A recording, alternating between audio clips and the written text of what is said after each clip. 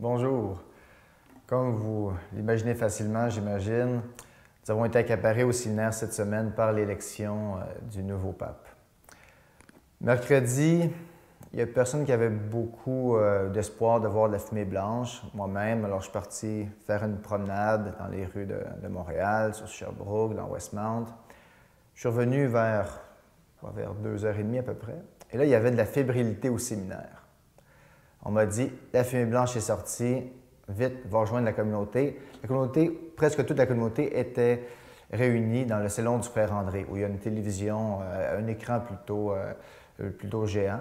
Donc, il y avait une atmosphère bon enfant, on a attendu, on a fait des spéculations évidemment, on se faisait des blagues, on priait un petit peu dans notre cœur. Et quand c'est sorti, quand on a su que c'était le cardinal Bergoglio, qui a été élu nouveau pontife de l'Église catholique, bien, je pense qu'on n'est pas mieux que tout le monde. Comme tout le monde, on était passablement surpris. Ça a pris un certain temps avant qu'on se réjouisse. On se disait, mais qu'est-ce que ça signifie finalement? Qui est-il?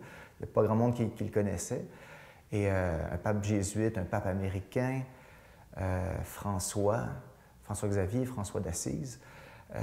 Donc c'était assez surprenant, mais assez rapidement, je pense que c'est de la joie et beaucoup d'espérance qui a fini par prévaloir. Alors, on est sorti, on a célébré une messe d'action de grâce à l'intention du pape François.